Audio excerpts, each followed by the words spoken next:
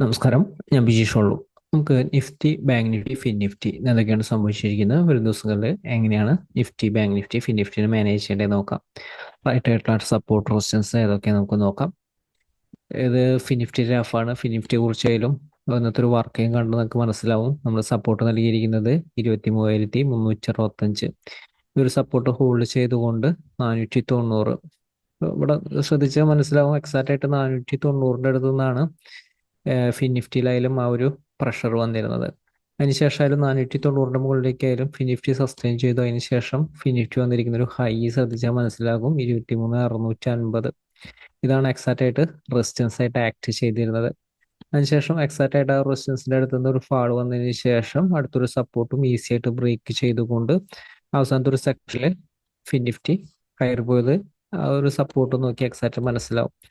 Right support റെസിസ്റ്റൻസിന്റെ ഒരു working മനസ്സിലാക്കാനായിട്ട് സാധിക്കും. നിഫ്റ്റിയുടെ സിറ്റുവേഷനായിരുന്നു നമ്മൾ നിഫ്റ്റിനെ കുറിച്ച് സൂചിപ്പിച്ചിരുന്നത് ഹയർ ലെവൽ റിസ്ക് ആണ്. ഹയർ ലെവൽ ഇൻ കേസ് കിട്ടിയാൽ ബൈ ചെയ്യുന്നത് ഒഴിവാക്കാനാണ് പറഞ്ഞിരുന്നത്.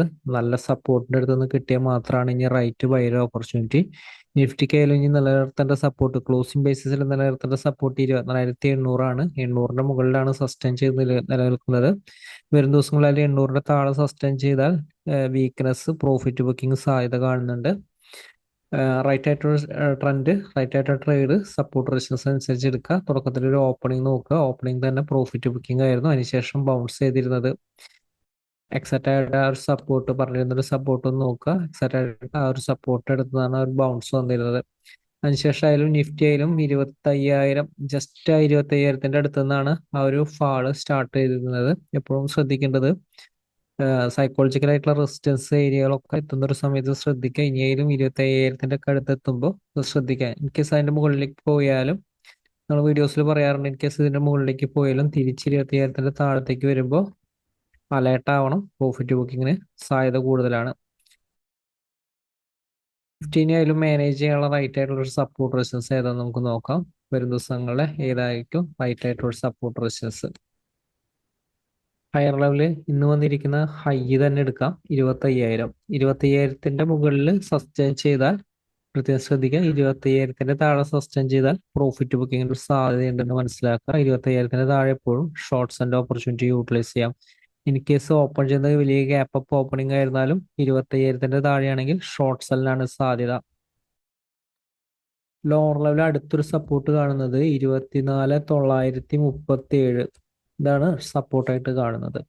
അപ്പോൾ ഈ ഒരു സപ്പോർട്ടും കൂടി ബ്രേക്ക് ചെയ്താൽ പ്രോഫിറ്റ് ബുക്കിന് സാധ്യതയുണ്ട്. അതുപോലെ തന്നെ ഓപ്പൺ ചെയ്യുന്ന ഗ്യാപ്പ് അപ്പ് ഓപ്പണിംഗ് ആയിരുന്നാലും 24,937 താഴെയാണെങ്കിൽ ഷോർട്ട് സെല്ലിനാണ് സാധ്യത.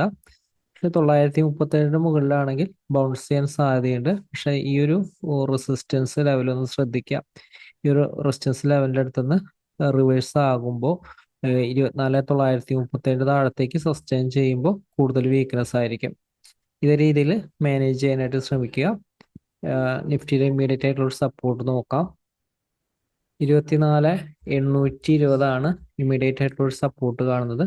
അതുകൊണ്ട് തന്നെ ഓപ്പൺ ചെയ്യുന്ന ഫ്ലാറ്റ് ഓപ്പണിംഗ് ആയിരുന്നാലും 820ന്റെ മുകളിലാണോ 820ന്റെ താഴെയാണോ എന്ന് ശ്രദ്ധിക്കുക. 20ന്റെ മുകളിലാണെങ്കിൽ ബൈർ ഓപ്പർച്യൂണിറ്റി ചെറിയ ടൈം ഫ്രെയിമിൽ കിട്ടും. പക്ഷെ റെസിസ്റ്റൻസ് ഉണ്ട്. റെസിസ്റ്റൻസ് ഉള്ളത് കൊണ്ട് തന്നെ ക്വിക്ക് ആയിട്ടുള്ള ഒരു പ്രോഫിറ്റ് ബുക്കിംഗ് നടത്താനായിട്ട് ശ്രമിക്കുക.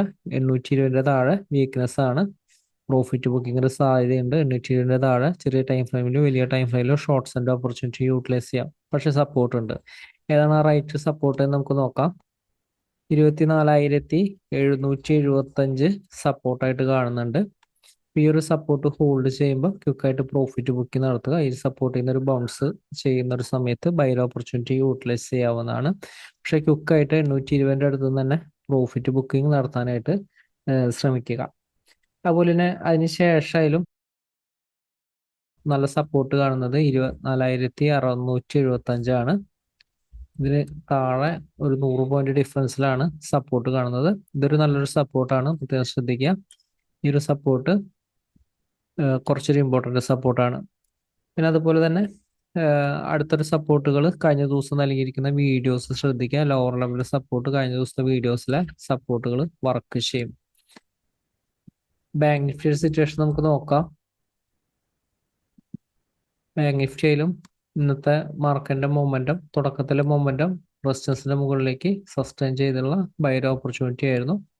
ബാങ്ക് നിഫ്റ്റിയിലും ഹയർ ലെവലിൽ നിന്ന് ഒരു പ്രോഫിറ്റ് ബുക്കിംഗ് വന്നിരുന്നു. 52,300 നിന്നാണ് വന്നിരുന്നത്. എക്സാക്റ്റ് ആയിട്ട് 51,205 സപ്പോർട്ട് ഹോൾഡ് ചെയ്തുകൊണ്ട് എക്സാക്റ്റ് ആയിട്ട് ഇവിടെ നിന്ന് ഒരു ബൗൺസ് ചെയ്ത് കാണാനായിട്ട് സാധിക്കും. അതിനുശേഷം ഈ റേഞ്ചിന്റെ ഉള്ളിൽ നിലനിൽക്കുന്നതാണ് നമ്മൾ നിഫ്റ്റിയിൽ കണ്ടിരുന്നത്, ബാങ്ക് നിഫ്റ്റി കണ്ടിരുന്നത്. ബാങ്ക് നിഫ്റ്റി റൈറ്റ് ആയിട്ടുള്ള സപ്പോർട്ട് റെസിസ്റ്റൻസ് ഏതാ നമുക്ക് നോക്കാം. ബാങ്ക് നിഫ്റ്റിയുടെ സിറ്റുവേഷൻ നോക്കാം. ബാങ്ക് നിഫ്റ്റിയുടെ വരും ദിവസങ്ങളിൽ ഒരു ഓപ്പണിംഗ് ഈ ചെറിയ റേഞ്ചിന്റെ ഉള്ളിലാണെങ്കിൽ പ്രത്യേകം ശ്രദ്ധിക്കുക.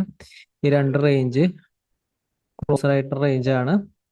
അപ്പോൾ ക്വിക്കായിട്ടുള്ള പ്രോഫിറ്റ് ബുക്കിംഗ് നടത്തുക. ഈ റേഞ്ചിന്റെ മുകളിലേക്ക് കടന്ന ബൈ ഓപ്പർച്യൂണിറ്റി യൂട്ടിലൈസ് ചെയ്യാം. ഈ റേഞ്ചിന്റെ താഴത്തേക്ക് കടന്നാൽ ഷോർട്ട്സിന്റെ ഓപ്പർച്യൂണിറ്റി യൂട്ടിലൈസ് ചെയ്യാൻ 50,860 support, 50,650 support. In case gap down opening ആയാലും 50,650 സപ്പോർട്ട് ഓപ്പർച്യൂണിറ്റി കിട്ടിയ യൂസ് ചെയ്യാം. 860 മുകളിലേക്കും കൂടി സസ്റ്റെയിൻ ചെയ്താൽ ബൈ ഓപ്പർച്യൂണിറ്റിക്ക് തന്നെയാണ് സാധ്യത. അടുത്ത റെസിസ്റ്റൻസ് വരാം. In case gap up opening ആണ്, റെസിസ്റ്റൻസിന്റെ ഒരു താഴെയാണെങ്കിൽ പ്രോഫിറ്റിനാണ് സാധ്യത. പ്രോഫിറ്റ് ബുക്കിംഗ് ഓപ്പർച്യൂണിറ്റി യൂട്ടിലൈസ് ചെയ്യാവുന്നതാണ്. പക്ഷെ സപ്പോർട്ട് എത്തുമ്പോൾ ക്വിക്കായിട്ട് പ്രോഫിറ്റ് ബുക്കിംഗ് നടത്തുക. ഷോർട്ടിന്റെ ഓപ്പർച്യൂണിറ്റി 51,190. കേസ് വലിയ ഗ്യാപ്പ് അപ്പ് ഓപ്പൺ ചെയ്തതിന് ശേഷം ഈ ഒരു റേഞ്ചിന്റെ ഉള്ളിൽ ഷോർട്ട്സിന്റെ ഓപ്പർച്യൂണിറ്റി 50,190 മാത്രം. ഇതനുസരിച്ച് നിഫ്റ്റിനെ മാനേജ് ചെയ്യുക. നിഫ്റ്റി നോക്കാം. നിഫ്റ്റിയുടെ സിറ്റുവേഷൻ ആയാലും ഈ രണ്ട് റേഞ്ച് ശ്രദ്ധിക്കുക. ഈ രണ്ട് റേഞ്ചിനുള്ളിലാണെങ്കിൽ കടക്കുമ്പോൾ ബൈ ഓപ്പർച്യൂണിറ്റി യൂട്ടിലൈസ് ചെയ്യാം. ഇതിന്റെ താഴെ ഷോർട്ട്സിന്റെ ഓപ്പർച്യൂണിറ്റി യൂട്ടിലൈസ് ചെയ്യാം. ഈ രണ്ട് റേഞ്ചിനുള്ളിൽ ട്രേഡ് ചെയ്യുമ്പോൾ ക്വിക്കായിട്ട് പ്രോഫിറ്റ് ട്രേഡ് എടുക്കുന്നുണ്ടെങ്കിൽ ക്വിക്കായിട്ട് പ്രോഫിറ്റ് ബുക്കിംഗ് നടത്തുക. 190 മുകളിൽ 575 റെസിസ്റ്റൻസ്. 575 മുകളിലേക്ക് പോയാൽ 575 താഴാന്ന വീക്ക്നെസ് ആണ്. 260 താഴെ 115 സപ്പോർട്ട് ഉണ്ട്. 23,050 സപ്പോർട്ട്, 23,910 സപ്പോർട്ട്. ഓപ്പൺ ചെയ്യുന്ന ഗ്യാപ് ഡൗൺ ഓപ്പണിംഗ് ആണ്. സപ്പോർട്ടിലാണെങ്കിൽ പ്രത്യേകം ശ്രദ്ധിക്കുക. ബൈക്കാണ് ഇമ്പോർട്ടന്റ് നൽകേണ്ടത്. നിഫ്റ്റി, ബാങ്ക് നിഫ്റ്റി, നിഫ്റ്റി ഇത്തരം സപ്പോർട്ട് അനുസരിച്ച് മാനേജ് ചെയ്യുക. എക്സലറേറ്റഡ് ട്രെൻഡ് മാനേജ് ചെയ്യാനായിട്ട് സാധിക്കും. മാർക്കറ്റ് വലിയ വരും ദിവസം വീഡിയോസിൽ വീണ്ടും കാണാം. Thank you.